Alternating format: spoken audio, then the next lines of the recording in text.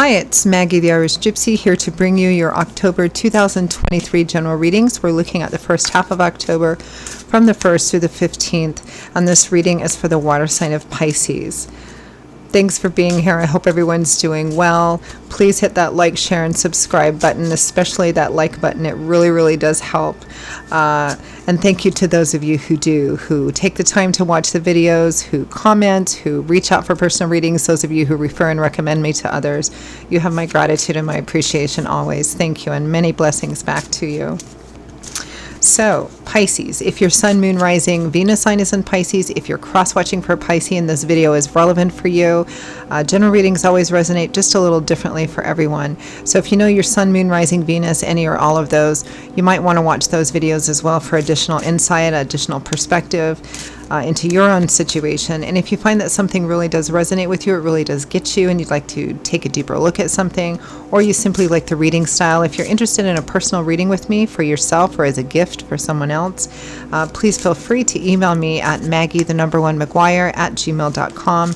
You can also get that contact info by clicking the title or description of this video. I would love to hear from you, and I can usually get back to you the same day with all the pertinent information.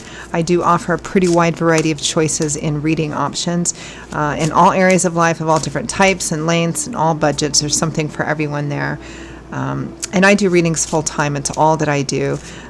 So scheduling of personal readings I'm able to do in a pretty timely fashion as well. So email me if you're interested. I'd love to hear from you. Okay, Pisces, let's move right into your reading. See what the first half of October looks like for you, Pisces. I'm using the Tarot of Dreams and clarifying with the Radiant Rider-Waite. Ooh, nice way to begin. We begin with the Wheel of Fortune, God's fingerprint, as I like to call it. Divine timing and orchestration is at play, either outright orchestrating something or allowing something to happen in your best interest. Although in the upright position, it is typically happening now, and it's typically seen right away as good luck, good fortune, perfect timing. With the Queen of Swords, Aquarius, Gemini, Libra, Sun, Moon, Rising, Venus, or someone who manifests like that Queen of Swords, the Queen of Air and intellect, straight, direct, to the point, a good communicator, may sometimes appear to be cool or reserved, but showing up, I mean, the Wheel of Fortune with this Queen of Swords, whoever she is and whatever she's bringing to you, Pisces, it's meant to be with the Wheel of Fortune. It's showing up as a female, but in a general reading, I don't focus on gender, so it could be male as well. Next, we have the Nine of Coins, or the Nine of Pentacles, the Nine of Earth. Independent, self-sufficiency, and self-empowerment, particularly financially and materially. This is a good card. But emotionally, too. I mean, this represents somebody who's worked really hard to get to a place where they are independent. They are confident and empowered, or they feel that way because of how hard they've worked to get to that place. Of not needing or wanting to need anything from other people. They can, take care of themselves really well. Sometimes this card is nicknamed the happy, single, successful female card. It doesn't have to be female. It doesn't have to be single either. It just represents somebody who's in a place where if they want to add something to their life, they're not going to do it out of a sense of compulsory need because they're empowered, they're confident.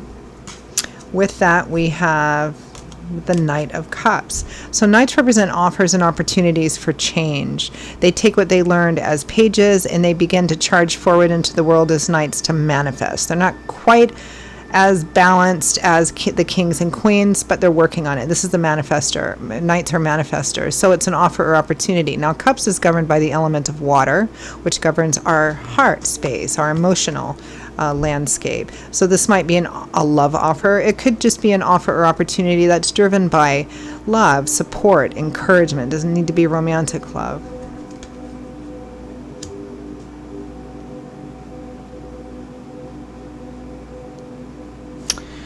Next, we have the Six of Swords, a card primarily of healing.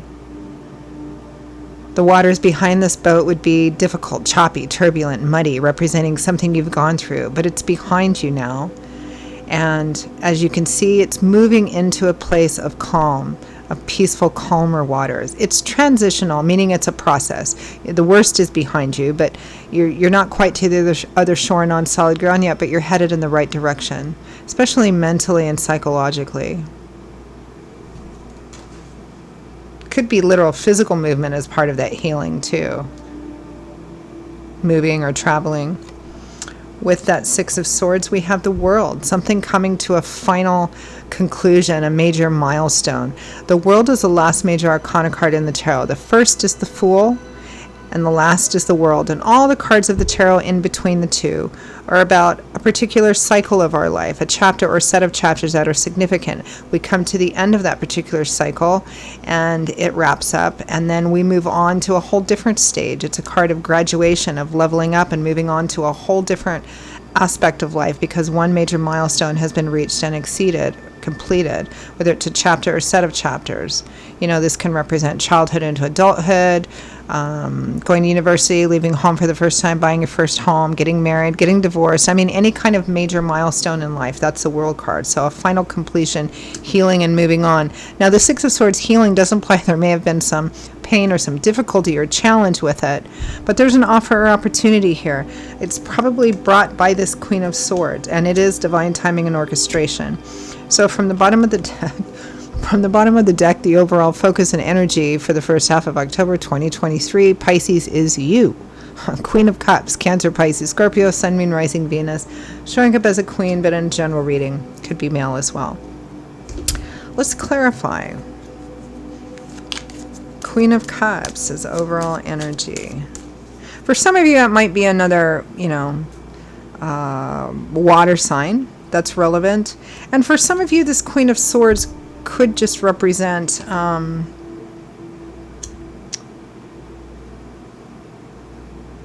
I'm not going to go with that. I'm not feeling it. Okay, Queen of Cups.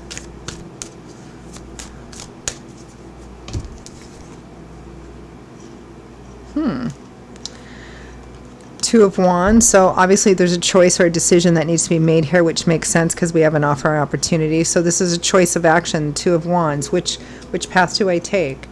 The Ace of Pentacles.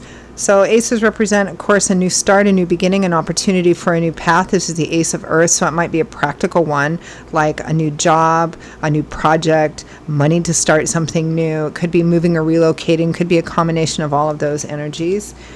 It could be something emotional too. It could be relationship oriented, but if it is, there's a practical component to it as well. A physical component to it as well, with the Ten of Cups, the happy home, a happily ever after. So tens represent a cycle completion here, but the Ten of Cups represents feeling like things have finally settled, things have finally connected, particularly in regards to home and family. It could be marriage, childbirth. For some of you, this is about the house itself, which affects the home and family. It could be moving into your first house, moving into a different, it just could be moving and relocating for a job or for the house itself. Happy home and family. It could be marriage. Let's clarify the Wheel of Fortune. Pretty bright reading, really. The Fool and the Eight of Pentacles. It might be work. The Eight of Pentacles is my work, nose to the grindstone, putting in the effort to build something long-lasting and stable. Might be a traditional job, business, but it could be anything, a study, university. It could be anything. It's about what you put the majority of your day-to-day efforts and resources into. The Fool. See, we have the World here and we have the Fool here. So, and this is spirit driven. It has God's fingerprints all over it, God's spirit, angels, and guides. So there's an opportunity for healing, for reaching a milestone and ending a pretty significant cycle or chapter or set of chapters in your life and starting off on a brand new beginning.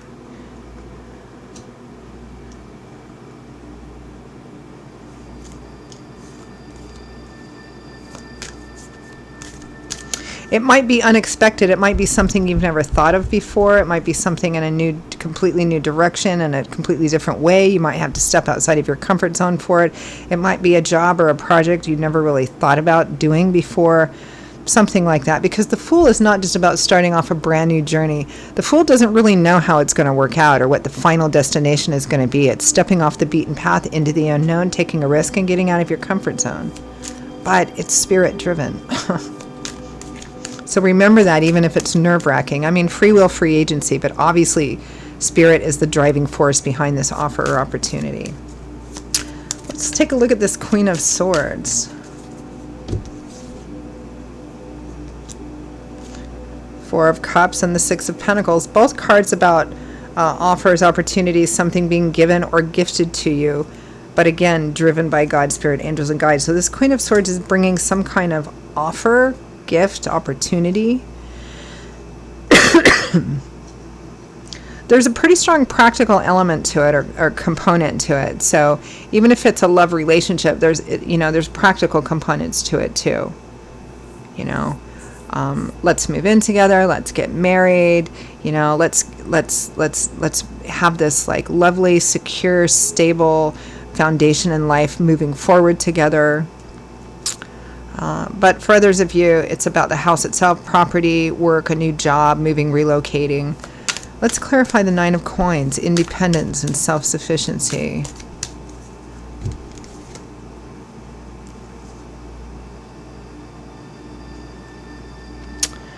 Nine of Wands, Six of Swords.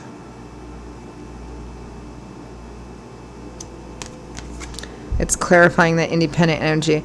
I think a lot of you, look, the Nine of Pentacles and the Nine of Wands, is somebody who's, the Nine of Wands we call sometimes our wounded warrior card, because it's somebody who's gone through quite a bit already. And here it is, one more thing. They're tired, they're worn out, they're discouraged, but they're really close to completing the end of what maybe has grown to be a very difficult and burdensome cycle, because they're very close to the 10 here. But this is somebody who may be tired of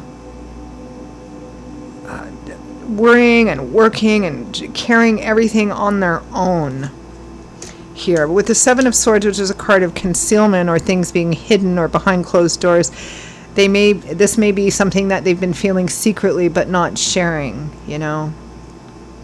There's an offer or opportunity here driven by love, support, and encouragement of some kind that may help alleviate the probably not talked about feelings you may have of, yeah, I can do this and I can take care of myself and all this, but it's an awful lot of work and stress, and I'm really tired. Maybe tired of doing it on your own. Let's clarify this Knight of Cups. I don't know. There's no bigger confirmation than this. We already have the Wheel of Fortune with that Queen of Swords, so it's divine timing and orchestration. So with this Knight of Cups, we again have the Queen of Swords and again have the Wheel of Fortune. There's no bigger confirmation than that. I don't have a vote. I don't tell clients what to do. I look at all the potential paths and options so that they can make the best choice they feel is possible with their eyes wide open. But if I had a vote, I would say go for this. The Knight of Pentacles, again, another knight here. There's a love and care, encouragement aspect to this offer, and a practical one too, because this is the Knight of Earth. Solid, stable, reliable, trustworthy, always crosses the finish line. Let's clarify the Six of Swords. Healing. It's kind of a beautiful reading so far. Oh, Two of Cups. Traditional soulmate, kindred spirits, or best friends. Five of Cups, grief, loss, regret over something in the past, perhaps. The Queen of Cups again, you. And the High Priestess, trusting your intuition, knowledge, wisdom from experience. So this healing is about something that didn't go right in the past, something about a partnership. It could be a partnership, a love, romance, energy. This Two of Cups could be, in terms of love and romance, this new offer as well. There's pain and loss, grief, and regret over the past here, but that's what you're healing from. It could be about a relationship in the past, or it could be this new relationship is a soulmate connection and is also bringing healing, regardless of whether it's romantic or not. Let's take a look at that World card. Milestones, graduation, completion. The Knight of Swords and the Six of Wands. This comes from being decisive. The victory and success comes from being decisive. Taking all the information, making decisions, and moving forward on it. Because the Knight of Swords is a very decisive knight. It's,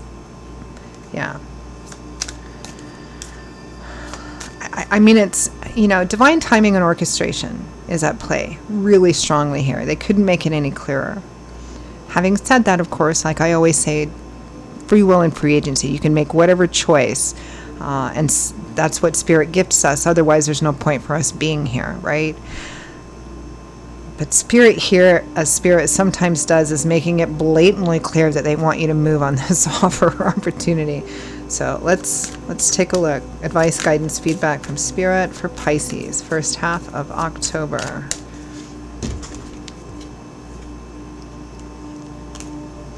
Knight of Wands. You charge forward on that offer or opportunity. This is a Knight of Fire. Sooner rather than later. Don't waste any time. Move forward.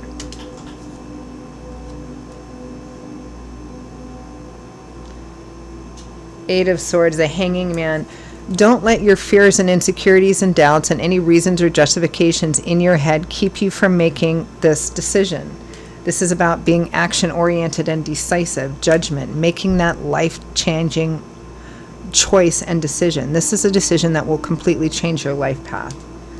Death and the World, all these final major ending cards, and the Eight of Wands. Move on this action sooner rather than later. The advice begins with fast, rapid action, and it ends with fast, rapid action moving forward. So again, free will, free agency, but it's super, super clear what Spirit is doing, everything but grabbing you by the ear and pulling you out your front door to get you to take this opportunity. All right, I'm going to leave it there, Pisces. Those are your messages for the first half of October 2023. I hope you found them relevant, found them useful, helpful, hopeful. If you did, if there's something you'd like to take a deeper look at, or you simply like the reading style, if you are interested in a personal reading for yourself or as a gift for someone else, or both, please feel free to email me at maggie1maguire@gmail.com. I would be delighted to hear from you and to work with you. You can also get that information by clicking the title or description of this video. I will see you in a couple of weeks for the October mid-month general readings. Stay well, stay safe until then, and I hope to see you back here again soon. Bye-bye.